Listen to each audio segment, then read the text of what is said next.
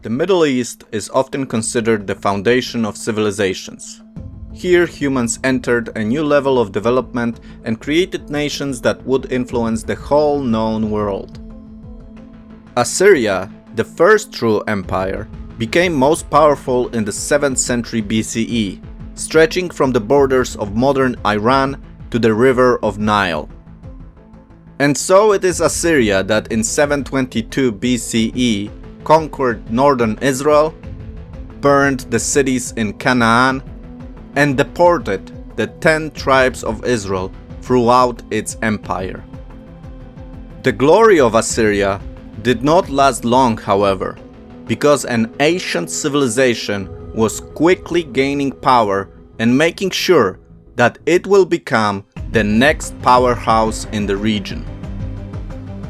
This civilization was, of course, Babylon, which in 612 BCE crushed Assyria and established itself as a new empire that everyone had to respect and fear. When there is a change of power, the smaller players in the region often see a period of chaos as an opportunity to win a better position and perhaps independence. Such a desire was also visible in Judah, which did not want to pay taxes to the new empire. Babylon, of course, would have none of it, and quickly started to secure its position and made sure that the former Assyrian vassals would pay tribute to the new rulers. And so, in 605 BCE, King Nebuchadnezzar captures Jerusalem ruled by Jehoiakim, the king of Judah. Jehoiakim, to please Nebuchadnezzar, offered him royal and temple treasures. Additionally, Jehoiakim gave Nebuchadnezzar several royal and noble families as hostages taken to Babylon. Among the people taken to Babylon was the famous prophet Daniel, to whom we will return later in this episode. Just to make things clear, Jehoiakim was not a good king and did not restore the proper temple worship in Jerusalem to the God of Israel. He was criticized for it by the prophet Uriah, to whom he did not listen, and killed him for his opposition. Jehoiakim was also a snake in character, because as soon as Babylon left, he allied with Egypt that in 601 BCE was attacked by Babylon for its rebellion. Babylon failed to conquer Egypt, but they stopped in Jerusalem on their way back to the capital and ensured that the traitor king would be punished. The siege of the city of Jerusalem lasted 3 months, during which Jehoiakim died and was replaced by Jehoiachin. Babylon once again took Jerusalem. Jehoiakim's body was defiled by Babylonians and never received a proper burial, just as the prophet Jeremiah foretold.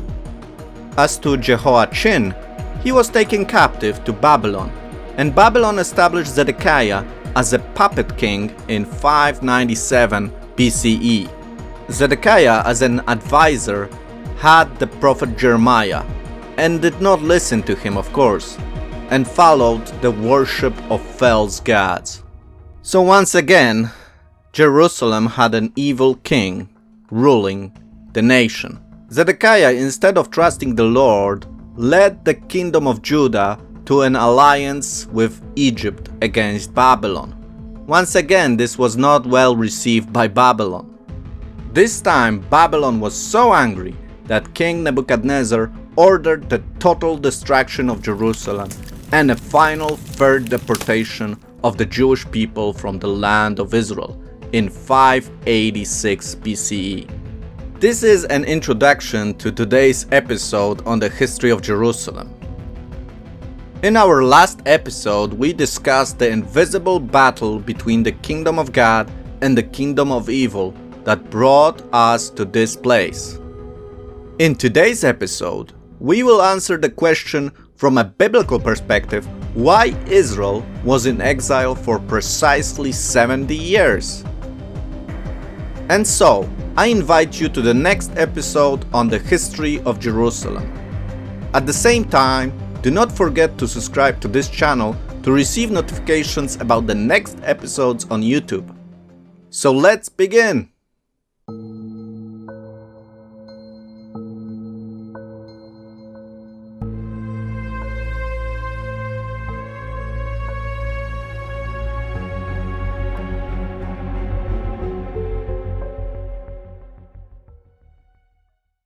In my introduction to this episode, I mentioned the prophet Daniel, who was taken as a young boy to Babylon, where he was trained and served the foreign empires for many years.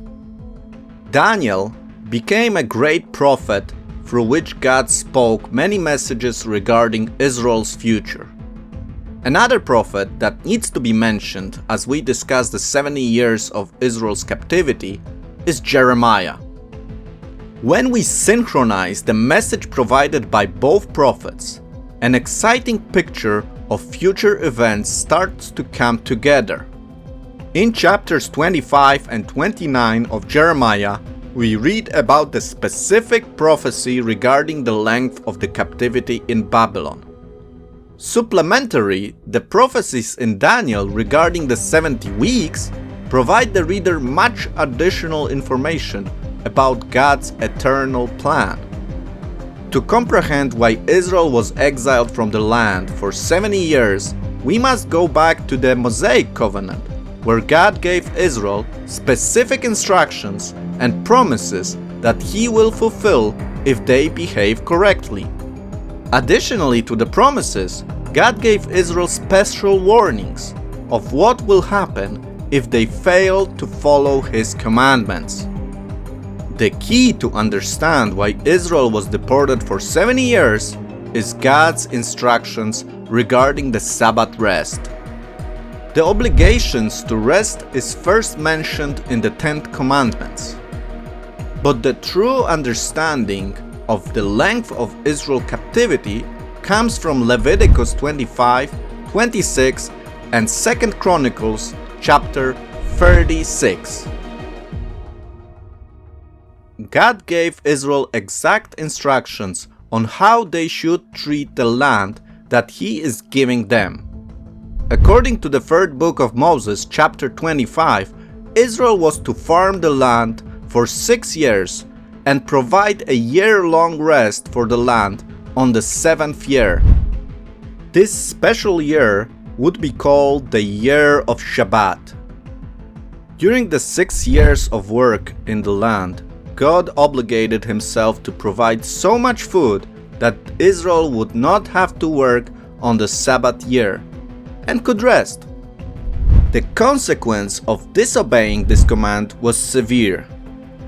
In Leviticus 26, we read that God will scatter Israel for her disobedience to keep the Sabbath and provide rest for the land Himself. The biblical records do not show that Israel ever obeyed the command of the Shabbat year. On the contrary, we read in Chronicles 36 that Israel was not faithful in keeping God's commands. God revealed to Jeremiah that the people of Israel would be taken to Babylon and exiled from their land for 70 years. Israel was to trust God that He would provide the food and meet their daily needs on the Sabbath year, just as it was in the desert when God sent manna on the 7th day. But because of their disobedience, God, as He promised, sends Israel into captivity using Babylon. The prophet Daniel continues Jeremiah's revelation and the warnings in Leviticus, giving us further information. From history, we know that Israel was exiled for 70 years. From 605 to 536, first deportation to the reinstitution of the sacrificial system, or 586 to 516, temple destruction to the temple rebuilding. In Daniel, we learn that those 70 years are a consequence of Israel's disobedience visible in the Bible. Daniel refers to this as the 7 of the 70 weeks. 1 week here represents 7 years of disobedience. If Daniel is saying that Israel was disobedient for 70 weeks, Israel was actually rebellious for 490 years. 7 times 70 equals 490 years. In other words, there were 70 sabbatical years of disobedience. Each sabbatical year occurs every 7 years. Therefore, there were 490 years of disobedience, 7 times 70. Those are the years Israel has disobeyed God's commands in the land. 70 years is how long it will take for the land to receive its rest for those 490 years that it did not receive a Sabbath year. I hope I did not lose you with all that numbers. But what is interesting is that the counting of Daniel's 70s do not only refer to the past, but also to the future. But this is a topic for another episode. The remaining time of this episode I would like to use to discuss some archaeological findings that authenticate the things I spoke about. Between 1969 and 1982, Nachman Avigad conducted extensive excavations in the Jewish quarter situated on Jerusalem's southern hill. In the northern part of the quarter, Avigad and his team uncovered 3 well-preserved segments of late Iron Age, First Temple period, fortifications. One of these was the Israelite Tower, described as one of the most impressive fortification remains from biblical times to have ever been found in the land of Israel. The tower is a witness to the Babylonian siege that took place in the 6th century BCE. Along the tower, huge walls were also uncovered that King Hezekiah built to protect the city from the Assyrian invaders. To learn more about this story, see my episode on King Hezekiah. Now let's talk a little about the Babylonian siege. Nebuchadnezzar began the siege of Jerusalem in December 589 BC. The inhabitants of Jerusalem were surrounded for 30 months. It must have been a frightening experience to stand on the top of the Israeli tower and see the massive army of Babylon.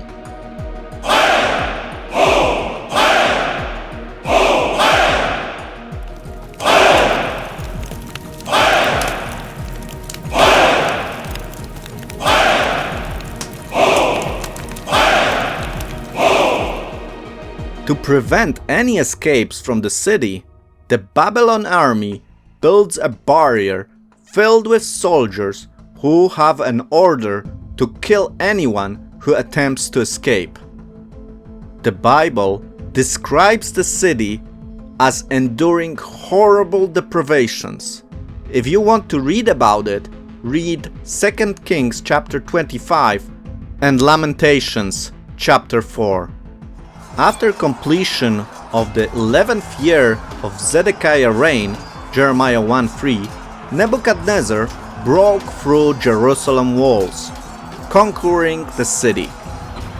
Zedekiah and his followers attempted to escape, but were captured on the plains of Jericho and taken to Ribalach.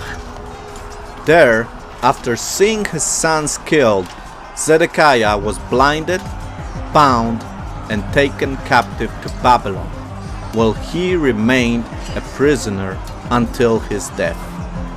After the fall of Jerusalem, the Babylonian general Nebuzaradan was sent to complete its destruction. Jerusalem was plundered, and Solomon's temple was destroyed. Most of the elite were taken into captive to Babylon. The city was razed to the ground. Only a few people were permitted to remain to tend to the land. The finds at the Israelite Tower attest to the battle. On the last day of the 1975 excavation season, Avigat's team uncovered 4 arrowheads buried in the layer of soft and ashes at the base of the tower. One was made of iron and the other 3 of bronze, including one distinguished from the others by 3 triangular fins and a hollow socket for the shaft. This was identified as a Syro-Iranian type in widespread use by the Babylonian archers after 600 BCE. As the pottery found within the conflagration layer is dated earlier than 586 BCE, the range of dates for the possible battle at the site is reduced significantly. The 4 arrowheads are therefore likely remains of Babylon's siege and the destruction of Jerusalem in 586 BCE. They are thought to be the first remains ever recorded of the Babylonian siege, having come to rest in the ashes of the burning city as described in 2 Kings 25. In the city of David, additional artifacts were found that also bear witness to the Babylonian destruction. Let me just give you 3 examples that I like. The so-called House of Achiel.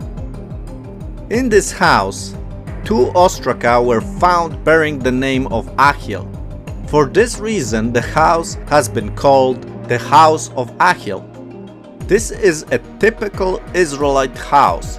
It has 4 rooms separated by pillars which support the roof. Outside the stairway to the south, left, presumably led to the flat roof of Achiel's house.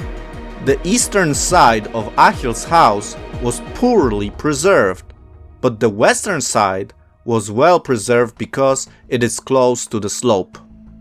Inside the house were found cosmetics and housewares, all destroyed in the Babylon invasion of 586 BCE. I will probably do a 3D model of this house at some point, so stay tuned. Another building excavated in Area G is remarkable because 51 clay bullae were found inside. This collection of seal impressions is one of the most important finds in the history of Jerusalem archaeology. This building may have been an archive where many scrolls were kept. A fire destroyed the scrolls but hardened the clay seals. 2 of the people listed on the bullae are mentioned in the Bible. Gemaruahu, son of Shaphan, is mentioned 4 times in Jeremiah 36 as an official friendly to Jeremiah. Azariah, son of Hilkiah, was a priest and a grandfather of Ezra. 1 Chronicles 6 and Ezra 7. And lastly, my favorite one, the toilet seat at the city of David. There were actually 2 toilets found in Shiloh excavation of the city of David. These date to the 7th and 6th centuries BC, and at least one was in use until the destruction in 586. One of the seats was found in Shiloh's area E3 by Eliat Mazar, and the other one was found in a small cubicle attached to the house of Achiel. 2 other toilet seats were found in an earlier City of David excavations. The one found by Parker's expedition was once hailed as the throne of Solomon. Father Vincent commented, "I fear its actual destruction was at once more private and naturally necessary."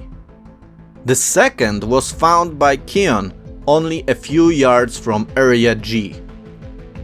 The toilet found in Area G was made of a single block of limestone and was set over a cesspit 6 feet 2 meters deep and lined with plaster. Although it may assail our sensibilities, the analyst of fossil remains is an important source of data for reconstructing ancient diet and disease. The diet of this household included salad plants, pot herbs and spices, but surprisingly little wheat and barley, while the mere existence of something as rare as our toilet seats seems to indicate that at least some ancient Jerusalemites enjoyed a relative high level of sanitation. I hope these illustrations give you a little bit of how life was in Jerusalem before the Babylon destruction. People were not much different from us today. They had the same needs as we do. And so, with this fascinating find in the city of David, I would like to end our today's episode. I hope you enjoyed it. As always, I encourage you to comment. You can also subscribe to this channel to stay informed about the next monthly episodes on Jerusalem history. You can also support me by clicking on the support button on my channel main page. This will certainly help me to improve. Have a great day and see you soon.